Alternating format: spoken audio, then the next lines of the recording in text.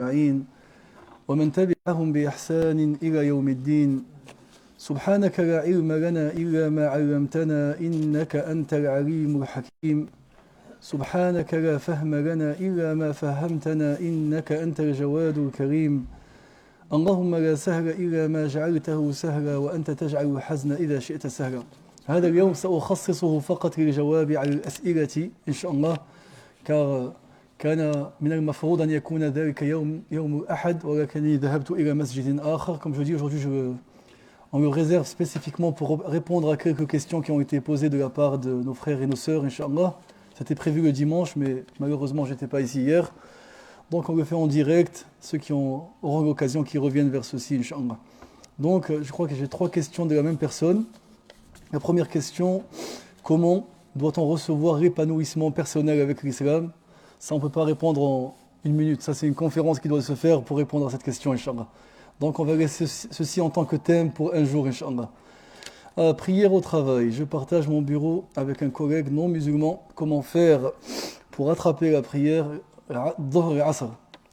Puis-je prier assis sur la chaise du bureau lorsque je suis seul? Est-ce que je peux faire salat raccourci ou de Dhuhr et Asr comme en voyage? Donc, premièrement, la prière, comme dit Allah dans le verset coranique, parce que question en français, je réponds en français, Inch'Allah. Inna as-salata kanat 'ala al-mu'minina kitaban mawquta. La prière a été fixée à des moments bien déterminés, Inch'Allah. Donc, la prière ne doit pas sortir de son temps. Dès que je fais sortir la prière de son temps, bien sûr, il y a un péché qui s'applique, ça c'est sans aucun doute. Daroura, pas daroura, ça c'est autre chose. Est-ce que le fait de travailler me prive du péché car j'ai fait sortir la prière de son temps? La majorité des ulama, ils disent que le péché y est, parce que la prière doit être accomplie à son temps. Malgré qu'il y ait un travail, malgré ce qu'il y a. C'est comme ça, c'est la prière, elle est dans des temps déterminés. La solution qu'il propose le frère ou la sœur, faire la prière assis au bureau, ça peut être une transaction pour refaire la prière après. Est-ce que celle-ci reste valide ou pas si je fais assis?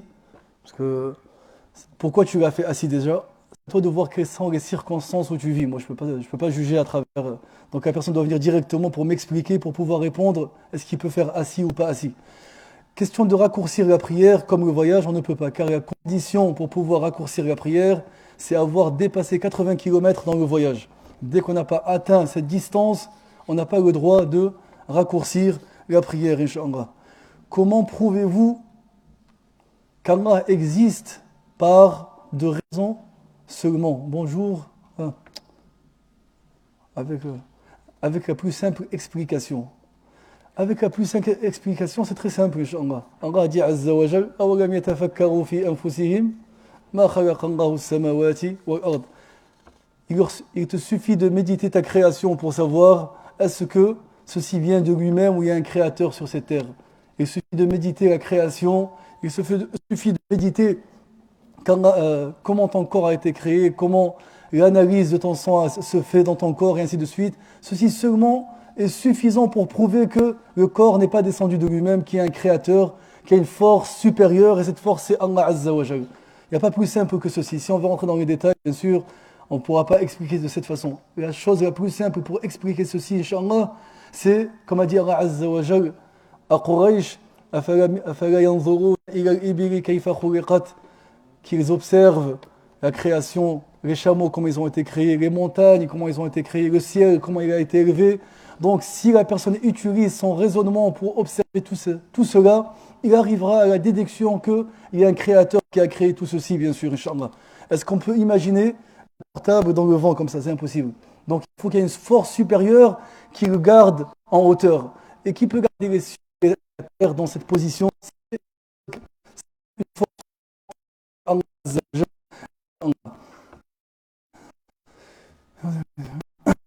Pouvez-vous donner une explication de l'islam avec des termes simples? Barakallahu fikum. La soumission totale. Se soumettre aux ordres divins du Seigneur subhanahu wa ta'ala. C'est ça l'islam. L'islam ja'a min al-istislam.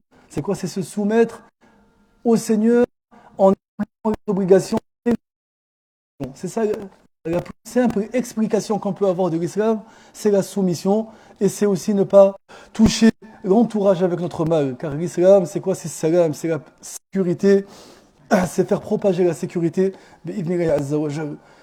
Je voulais poser une question. Si on rate l'heure de la prière, ça annule le jeûne. Si on rate l'heure de la prière. Une personne qui a jeûné, bien sûr, et qui n'a pas prié Dhuhr dans son temps, ou l'Asr, ou le Maghrib, ou l'Isha, est-ce que ceci annule le jeûne? Certes, ça annule. Pas la validité du jeûne, bien sûr, mais ça annule la récompense du jeûne. Le jeûne en lui-même reste valide, mais la récompense qui est attribuée au jeûne, bien sûr, si la personne le fait volontairement, donc, ici, le Dhuhr est arrivé, il ne prie pas, il dit après, ou l'Asr, après. Je ne peux pas prier maintenant, je suis au travail, je suis ici, etc. Bien sûr que la récompense qui est due au jeûne est rejetée, il n'y a plus de récompense. Parce que, comme dit le prophète sallallahu alayhi wa sallam, c'est juste un exemple. Il dit, ceux qui ne délaissent pas le mensonge et le fait d'agir avec le mensonge, Allah n'a pas besoin de sa soif, ni de sa nourriture, ni de sa faim.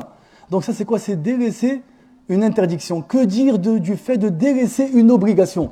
Faire une interdiction. Que dire du fait de délaisser une obligation? C'est encore pire. Donc le fait de faire une interdiction, Allah Azza wa Jal, qu'est-ce qu'il dit subhanahu wa ta'ala, n'a pas besoin que tu sois assoiffé ou bien que tu as faim. Il s'en fout de toi subhanahu wa ta'ala. Alors que dire si tu délaisses carrément une obligation? Ceci veut dire que le jeûne n'a aucune rétribution. Il n'y a pas de récompense. Tu as rempli un devoir, tu as fait ton jeûne, tu as jeûné. Mais est-ce qu'il y a une récompense pour ce jeûne? Selon le ulama, bien sûr, il n'y a aucune récompense si on délaisse la prière volontairement, sortir de son temps, Inch'Allah.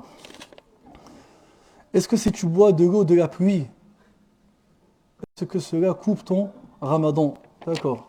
Sauf si tu t'exposes, si c'est des gouttes qui tombent, passage qui tombent, bien sûr, ça annule pas le jeûne, ceci, Inch'Allah.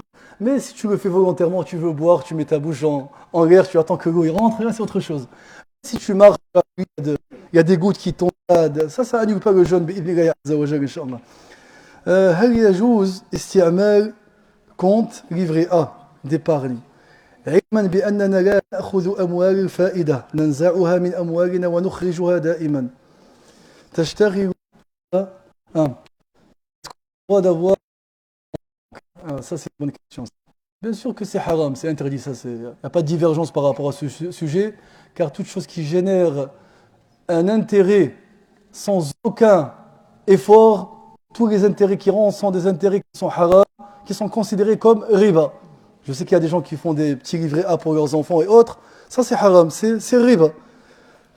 كما قلت هذا livret A هو حرام لا يجوز لأنه يعود بالفوائد بدون جهد وبدون عمل وهو لا يجوز يعتبر ربا ولو أخذت ذلك المال وأخرجته فهو وسخ ولهذا المؤمن يجب عليه ألا يأخذ مثل هذه الحسابات التي هي livret A et autres. Même si tu prends l'argent que tu as accumulé après pour le fils, c'est pas un argent. C'est une impureté qui n'est pas prise en considération. Donc on doit veiller à ne pas avoir des livrets A comme ça pour cumuler l'argent, etc. C'est haram, c'est haram, c'est haram. على بعد 100 كيلومتر نذهب في الصباح ونعود في المساء هل يمكن صلاة المسافر؟ نعم. هل يجوز إخراج زكاة المال للمساجد؟ clairement السفر الإنسان يشتغل بعد 100 كيلومتر في الصباح ويعود في المساء إن شاء الله. الجمهور أن الإنسان عندما يخرج ويقطع مسافة السفر يجوز له أن يقصر إلا إذا لبث في ذلك المكان 4 أيام فما فوق هنا يجب عليه أن يصلي الصلاة كاملة. فمن يعمل ونوقع خلاف الذي يعمل دائما في نفس المسافة هل يجوز له أو لا يجوز؟ الأغلب على أنه يجوز له أن يقصر الصلاة إن شاء الله. إخراج زكاة المال للمساجد.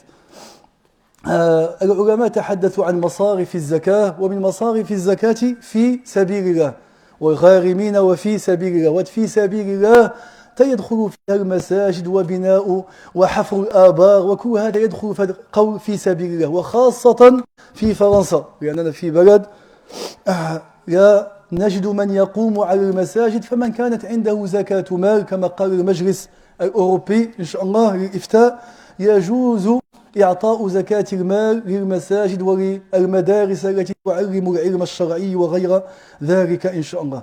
À quel âge le jeûne est obligatoire? Bien sûr, on avait évoqué tout au début dans le madhab maliki, l'enfant, on n'a même pas le droit de lui dire de jeûner. T'as pas le droit, contrairement à la prière. Mais le jeûne devient obligatoire parmi les conditions d'obligation. Il est où? C'est quoi les conditions d'obligation? Je teste. Z.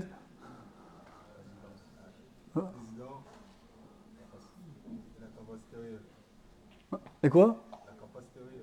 Ça, c'est encore une. Hein? C'est bon. Donc, exigence d'obligation du jeûne, ils sont au nombre de trois. Premièrement, la puberté. Si on n'est pas pubère, on n'est pas dans l'obligation de jeûner. Et si on est pubère et qu'on est hein, pubère et qu'on n'est pas résident, on n'est pas obligé de jeûner. Et si on est pubère et résident et on n'a pas la capacité, on ne jeûne pas. Capacité, c'est-à-dire on n'a pas la santé. Donc, afin que le jeûne devienne obligatoire pour nous, il doit rassembler ces trois exigences d'obligation. Capacité, résidence et puberté. S'il y en a une qui tombe, le jeûne n'est plus obligatoire pour toi. كما قلت الصيام يكون واجبا إذا اجتمعت فيه هذه الشروط الثلاثة التي هي شروط الوجوب البلوغ والإقامة والقدرة. Et après, exigence d'obligation et validité. هذا فيما يخص الوجوب يجب عليك أن تصوم ولكن ها أنت صمت. Maintenant tu as jeûné. On a des exigences d'obligation et de validité. Vite, validité.